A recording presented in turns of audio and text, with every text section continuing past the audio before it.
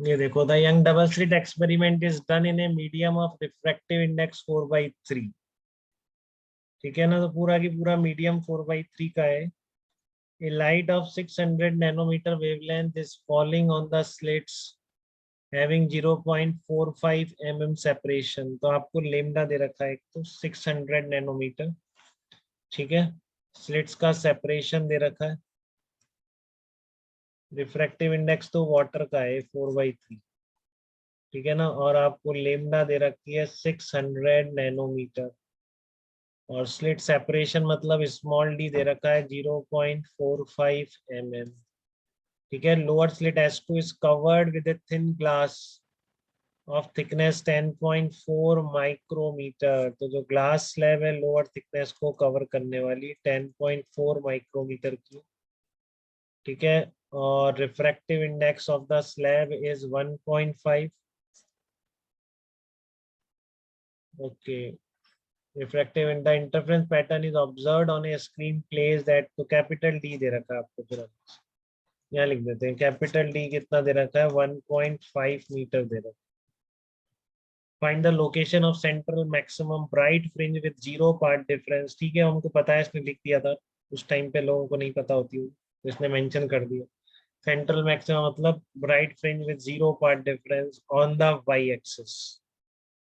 ठीक है, तो वाई एक्सिस पर क्या होगी, तो देखो अब मीडियम म्यू डब्ल्यू आपका 4/3 है यहाँ पर, और फिर आपने स्लैब रख रहे हैं। ठीक है ना, फिर आप स्लैब रख रहे हैं, उसकी थिकनेस भी आपको दे रखी। ठीक है,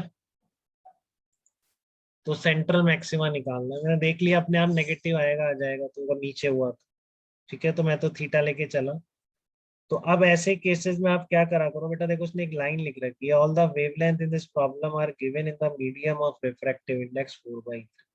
ठीक है ना, क्योंकि देखो यहाँ पर सारा मीडियम 4/3 है। ठीक है, तो यहाँ पर इन सारी लेंथ्स को एकदम एयर में कन्वर्ट करने की जरूरत नहीं है। ठीक है यस ना, सर। बट अगर मान लो यहाँ पर ये 30 डिग्री एंगल पर आ रही होती, बिल्कुल ऐसा होता है प्रॉब्लम। ठीक है ना, ये 30 डिग्री एंगल पर आ रही होती तो फिर एडवाइजेबल ये, क्योंकि फिर पार्ट डिफरेंस यहाँ पे एयर वाला भी तो आ जाता।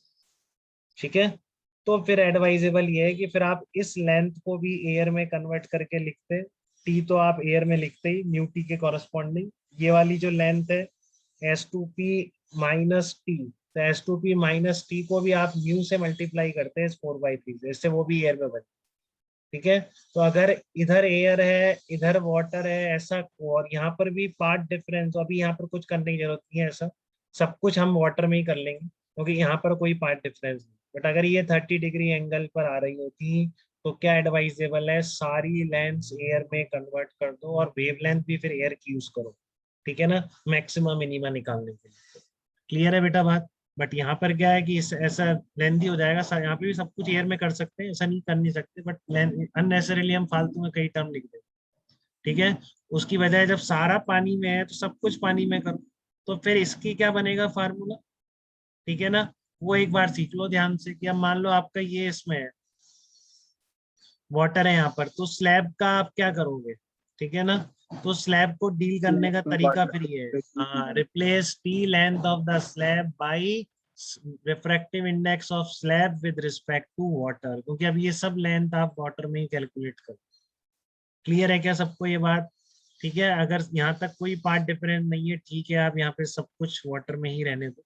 ठीक है, स्लैब का भी आप टी को किससे रिप्लेस करो, म्यू इंटू टी की जगह mu of slab with respect to water into T से रिप्लेस करो। ये मैंने बताया था, स्लैब का वाटर के रिस्पेक्ट में मतलब है स्लैब का एयर में, वाटर का एयर में। ठीक है, ये दोनों गिवन है, तो स्लैब का विद रिस्पेक्ट टू वाटर कितना आ जाएगा 9/8। तो 9/8 इंटू टी से आप रिप्लेस करोगे इस टी लेंथ।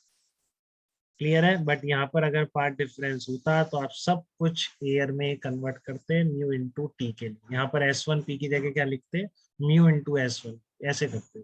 क्लियर है बेटा सबको, ध्यान रखेंगे। तो पार्ट डिफरेंस एट थीटा कितना आ गया, पार्ट डिफरेंस एट थीटा आ गया आपका, कैसे लिखोगे देखो, S2P minus T plus mu S with respect to WT। ठीक है, माइनस S1P, वही है हर बार की तरह S2P माइनस S1P अलग ले गए, ये बन गया T of mu S W-1। S2P minus S1P की जगह आपने क्या रख दिया, D साइन थीटा रख दिया। ठीक है, तो D sine theta plus T into mu minus one ऐसा आ गया। Here we already know the fringe pattern will shift downward. ऐसा क्यों कह रहा हूँ मैं, ठीक है, ऐसा क्यों कह रहा हूँ मैं, क्योंकि अगर क्योंकि स्लैब एक ही जगह लगी है। नहीं, और एक और बात बता कि इसका जो रिफ्रैक्टिव इंडेक्स है इससे ज्यादा है, ठीक है ना, ये हाँ 1.5 है, बाहर का 4/3 है। अगर वो भी उल्टा होता तो फिर फ्रिंज पैटर्न ऊपर चला जाता, ठीक है ना। हाँ सर। यहाँ देख लो आप, आपने ये जनरल पार्ट डिफरेंस लिखा है इस थीटा पे, ठीक है, और अब देखो ये आपका ग्रेटर देन 1 है, क्योंकि स्लैब का बाहर के मीडियम से ज्यादा है। अगर उल्टा होता तो फिर ये लेस देन 1 आता, तो फिर आप इसको 0 करते तो साइन थीटा पॉजिटिव। आ रही है बात समझ में। Yes sir. अभी आपका क्या है, slab with respect to water क्या है, ग्रेटर देन 1 है, ठीक है ना, ये क्या है, ग्रेटर देन 1। तो आप इसको अगर 0 करोगे तो साइन थीटा नेगेटिव आएगा, तो इसलिए आप यहाँ से ही जान गए हैं कि आपका जो पैटर्न जाने वाला है वो क्या जाने वाला है, इसके नीचे जाने वाला है, ठीक है। पैटर्न जो जाने वाला है इसके नीचे जाने वाला है, साइन थीटा आपका क्या आ गया है, नेगेटिव आ गया, ठीक है। तो इसलिए मैंने ये लिख दिया है कुछ, as mu h is greater than mu डब्ल्यू बिकॉज 1.5 इज ग्रेटर देन 1.33, तो sine theta must be negative. तो एक्चुअली ऐसा होगा, ठीक है ना। अब डिस्टेंस निकालनी है तो साइन थीटा, ठीक है, नेगेटिव आ जाता है सेंट्रल मैक्सिमम। तो आप तो मॉड निकाल लो साइन थीटा का, कितना आ जाएगा, mod T into mu S minus 1/d, इसको 0 करो तो साइन थीटा का ये आ गया T into mu S minus 1/d, इसको बराबर कर दो y1/कैपिटल डी, जो कि बहुत छोटा है दिख रहा है, तो y1/कैपिटल डी रख के y1 आ गया, तो ये आंसर आ जाएगा। तो कोऑर्डिनेट की टर्म में अगर पूछा जाएगा, क्योंकि गिवन था क्वेश्चन में, देखो वाई एक्सेस पॉजिटिव ऊपर बना रखी थी इसने, ठीक है ना, देखो ये रहा वाई एक्सेस ऊपर बना रखी है पॉजिटिव, ठीक है। तो इसलिए आपका आंसर क्या होगा, location of the central maxima -4.33 mm निकल के आए, ठीक है ना, -4.33 mm निकल। अभी बहुत बड़ा क्वेश्चन है और सब्जेक्टिव में पूरा लिखना भी था, उस टाइम पे सब्जेक्टिव था 99, ठीक है। बट इतने बड़े बड़े आते थे, 6-7 क्वेश्चन ही आते थे बड़े बड़े, तो उसमें निकल जाते थे 2 घंटे लोग, ठीक है ना। तो इसलिए इतने बड़े बड़े क्वेश्चन है। Find the light intensity at the point O relative to maximum fringe intensity, ठीक है। तो आप इस पर पार्ट डिफरेंस लिख दोगे, तो वैसा ही हो गया जैसा हमने करा था, light intensity at point O relative to maximum fringe intensity, तो पार्ट डिफरेंस एट ओ कितना हो जाएगा, डी साइन थीटा तो 0 हो जाएगा, mu S minus 1 into T हो जाएगा। देखो आप पार्ट डिफरेंस एट ओ कितना आ जाएगा, वही करा मैंने तो, या तो ये निकाल रखा है, थीटा को 0 कर दो, टी इंटू म्यू माइनस 1, ठीक है। तो फेस डिफरेंस निकाल लो, लेमडा वेमडा सब दे रखा है, ध्यान से बेटा लेमडा मीडियम का यूज करना है, क्योंकि सब कुछ मीडियम में। तो आपको ऐप्स ने क्लियरली लिख रखा है कि जितनी वेवलेंथ है क्वेश्चन में सब वाटर में ही दे रखी, ठीक है। तो यहाँ पे कोई दिक्कत नहीं है, आप लेमडा मीडियम यूज कर लेंगे। तो 600 नैनोमीटर दे रखी थी, थिकनेस दे रखी थी, ये आपने निकाल ही लिया। तो फेस डिफरेंस 13π/3 आता है, थोड़ा सा मैथ्स का अपना IQ यूज करो और उसको सिंप्लीफाई फॉर्म में 4π + π/3 तो अब रिजल्टेंट इंटेंसिटी का फार्मूला क्या होता है, आई मैक्स कॉस स्क्वायर 5/2 उठा के यहाँ रख दो, तो ये cos 30 का स्क्वायर आ जाएगा। तो आपका कितना आ जाएगा आंसर, आई मैक्स इंटू 3/4, ठीक है। तो सेकंड पार्ट बहुत बार कर लिया आपने कि वो पॉइंट पर रिजल्टेंट इंटेंसिटी जब relative to the maximum intensity, तो डेफिनेटली आपको path difference and then phase difference चाहिए था, वो आपने निकाला, ठीक है। लास्ट पार्ट बहुत इंपॉर्टेंट है, आगे भी कई जगह इसका यूज होता है, ठीक है। ये बहुत ही कॉमन प्रैक्टिस है इस तरह की प्रॉब्लम की, कि now if 600 nanometre is replaced by white light of range, ठीक है, 400 to 700 nanometre, then find the wavelength of the light that form maxima, form हो गए that form maxima exactly at point 2, ठीक है। अगर मैं 600 नैनोमीटर की लाइट की जगह इस रेंज की लाइट से रिप्लेस कर देता हूँ, बट नीचे वाला सब कुछ पार्ट के लिए लिखा हुआ है, तो ये सब भी किसमें है, वाटर में ही है, ठीक है ना। तो आपने इस रेंज से रिप्लेस कर दिया, तो इनमें से किन वेवलेंथ्स के लिए there will be maxima exactly at point O, तो ओ पॉइंट का पार्ट डिफरेंस तो आप निकाल ही चुके हैं, तो मैक्सिमा के लिए क्या होना चाहिए, एन लेमडा। एन देखो लैम्डा। हाँ, बहुत स्टैंडर्ड प्रैक्टिस है बेटा, आप कैसे निकालें बीच में किस वेवलेंथ पर, बीच में तो बहुत सारी वेवलेंथ, ठीक है। तो ऐसे केसेस में आप हमेशा क्या करेंगे, मुझे नहीं पता आप कितनी बार करेंगे, बहुत बार करेंगे, ठीक है। कि 400 to 700 नैनोमीटर के बीच में से वो वेवलेंथ चूज करनी है जिससे कि ओ पॉइंट पर क्या आ जाए, मैक्सिमा निकल के आ जाए। ठीक है, तो कैसे करेंगे आप, ओ पॉइंट पर पाथ डिफरेंस को एन लेमडा के बराबर करें। ठीक है, ओ पॉइंट के पाथ डिफरेंस को किसके बराबर करेंगे, एन लेमडा के बराबर करेंगे। ठीक है, तो पहले तो, और फिर क्या करेंगे, फिर पहले ये लेमडा लिखेंगे तो उसके कॉरेस्पॉन्डिंग एन निकालेंगे, फिर ये वाला लेमडा लेंगे उसके कॉरेस्पॉन्डिंग एन निकालेंगे।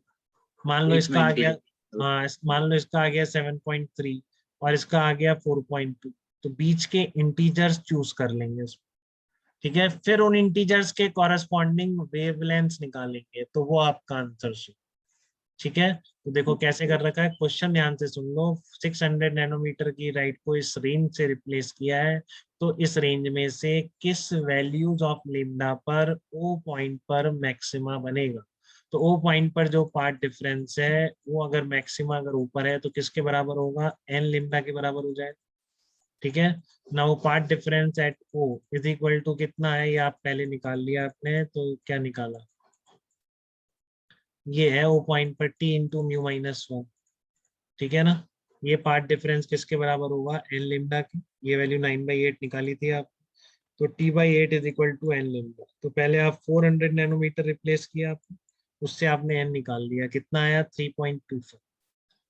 फिर आपने क्या रिप्लेस किया, 700 नैनोमीटर रिप्लेस किया, तो फिर आपने एन निकाल लिया, तो कितना आया 1.857। अब बीच के इंटीजर्स पिक कर लो, तो जब आपने पिक किए तो कौन से मिले, 2 और 3। अब यहाँ पर एक बार 2 रखो तो लेमडा मिल जाएगा, एक बार 3 रखो तो लेमडा, तो आपको ऑब्वियसली इसी बीच का 400 से 700 के बीच ही अपने आप मिलेगा, क्योंकि आपने पहले ही एन की रेंज कन्फाइन कर ली ना। ठीक है, पहले ही आपने एन की रेंज को उन एक्सट्रीम वैल्यू से कन्फाइन कर लिया। ठीक है, तो 2 और 3 पर जो लेमडा निकालोगे आप इस इक्वेशन 2 से, वही आपका आंसर हो जाएगा। तो आपको ये दो तीन कई बातें सिखा दी है इस प्रॉब्लम ने आपको, एक तो पाथ अच्छी तरह देखना सिखा गया। ठीक है, सब बता दिया मैंने आपको, अगर इधर मीडियम अलग बीच में स्लैब और आ जाए, ठीक है, तो आप हर तरह की सिचुएशन हैंडल कर सकते हैं। ठीक है, जब इधर एयर आ जाए, इधर कुछ आ जाए, इधर म्यू1 म्यू2 आ जाए, ठीक है, तो सब कुछ आप एयर में कर दो। म्यू1 म्यू2 भी आ जाएगा ना, तो अभी आप क्या करेंगे, सब कुछ एयर में कर दो। ठीक है, बट यहाँ पर इधर तक कुछ नहीं था और यहाँ सारा वाटर में है, तो आप ऐसे भी जल्दी कर सकते हैं, ये सब कुछ आप उस वाटर में रख लो, सारा वाटर। ठीक है, क्लियर है बात एकदम। और अगर यहाँ पर पार्ट डिफरेंस होता, इधर भी वाटर होता, तो अब भी आप पूरा वाटर में चलने देते। ठीक है, फिर ध्यान से इस स्लैब का भी आप क्या करोगे, इसको टीज को किससे रिप्लेस करोगे, refractive index of slab with respect to outer medium. But यहाँ पर मीडियम अलग, यहाँ पर मीडियम अलग, और यहाँ पर भी पार्ट डिफरेंस, तो एडवाइजेबल है सब कुछ एयर में कन्वर्ट करो। ठीक है, तो अब कुछ बचा नहीं है इसमें जिस तरह से मीडियम अलग कर सकता है। ठीक है, सारी चीजें मैं आपको बता चुका हूँ, तो आपको गलती नहीं करनी है। ठीक है, इस क्वेश्चन को जरूर लिख लेंगे पूरा ध्यान से, समझदारी से, बड़ा है बट लिखना है, क्या करना, नहीं लिखे बिना तो कुछ भी नहीं। ठीक है।